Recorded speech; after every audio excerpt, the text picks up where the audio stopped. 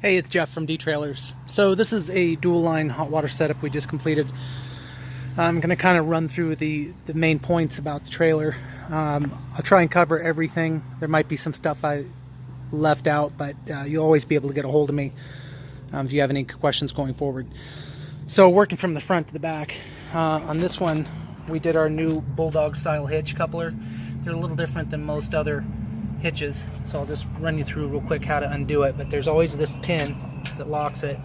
You remove that, and then when you turn this lever, that tank's gonna pop out, and then it's loose. Then you'll spin the jack, and then when you're going to reconnect it, you just squeeze that in, the collar goes over it, you put the pin back through.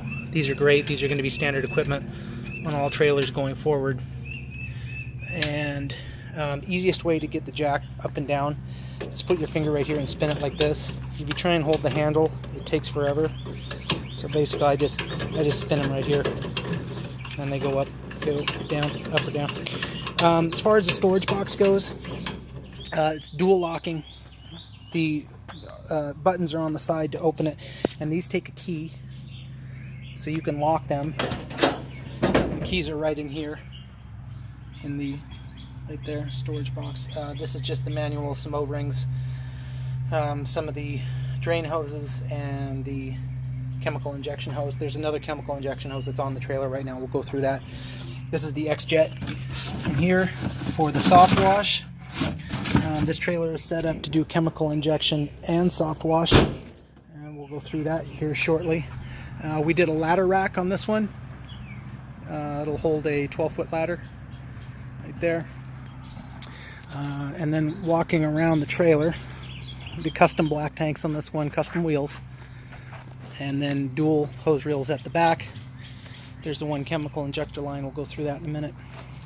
Coming up to the pressure wash end of it, the unit itself is really easy to operate. You got to know how to use the dual line and the chemical injectors in the X-Jet, and we'll go through that here right away. But starting this engine's pretty simple. Just key switch, throttle, and you're always going, when you're starting and it's cold, always use the choke. You can fire it up. Once it starts up, it's running. I put a valve on the intake side for the water coming in. If you're in a hot climate, you really don't, or even a warm climate, you don't really need to worry about this. If you're in a really cold climate, you would close this off to start, and then start the unit and drain all the water out of the system. So something I did a little different on this one is I did a valve system. These don't usually come with it. The way the factory does the valving is they just have you keep the guns on the ends of the hoses full time, and that's your valve. And I thought this is much better flexibility to have separate valves up here. So I did these. You can see this one's on right now. You can always tell because it'll be in line with the flow of water through the hose. And then that's off. You can see this one's already off. But what's nice about this is you can keep them off. You put the guns on easily. If you need to take the gun off for any reason, you don't have to shut the system down. You can just close the valve.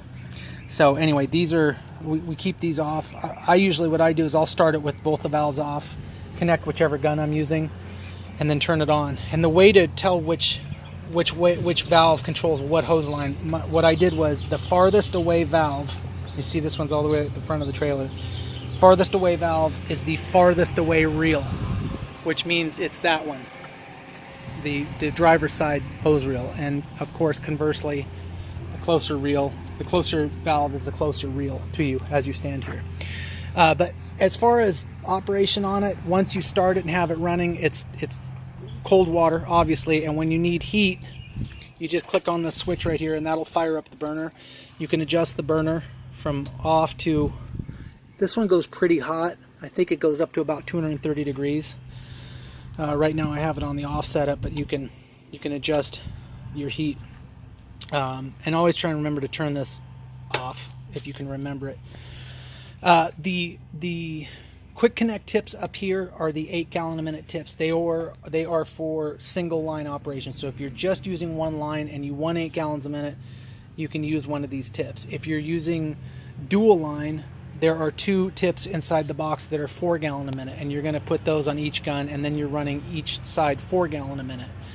I imagine you could probably use one gun with a 4 gallon a minute tip in it.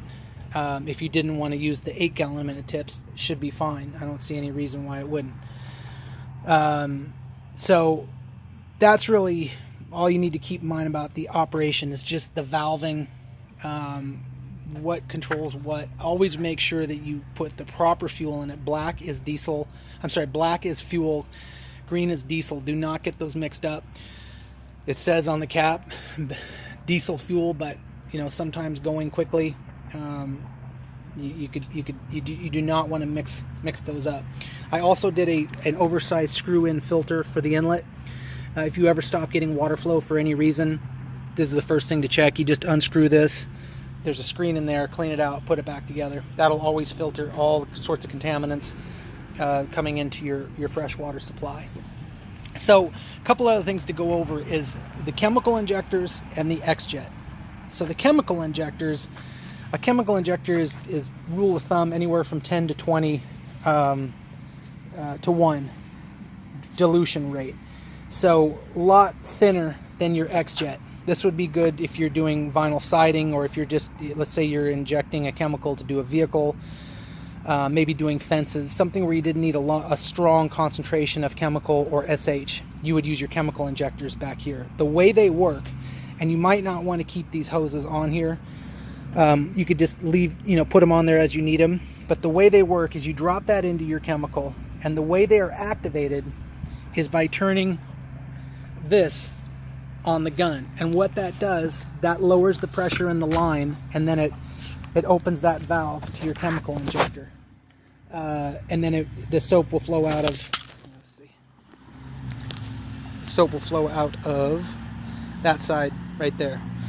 That's the easiest explanation I can give you on how to use the chemical injectors. A lot of people have problems with it, so if it's, if you need a run through, just call me back and I can run you through it again. But real simple. That's going to be your chemical injection, is going to be your low concentration items. Now, when you're doing stuff that's a higher concentration of SH, that's when you're going to use the X-Jet, and the X-Jet is up here. And basically what the X-Jet does is it quick connects onto the end of your spray gun and has a hose, and it injects directly right there.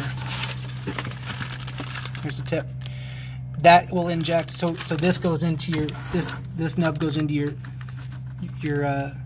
on the end of your gun, and then this one goes to your hose right here, and that goes into your chemical, and then you can adjust the pattern. These are great. I haven't used them much because we just started doing soft wash systems recently. You'll have to read the instructions on it.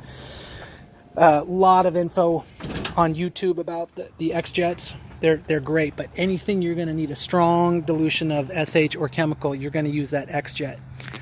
Great product. Other than that, I'm sure there's things I'm missing about the unit.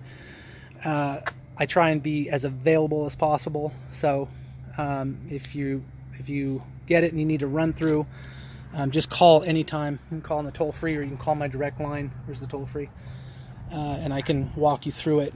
It seems complicated at the start, but once you use this thing a few times, it's really not. It's not that difficult. So anyway, cheers.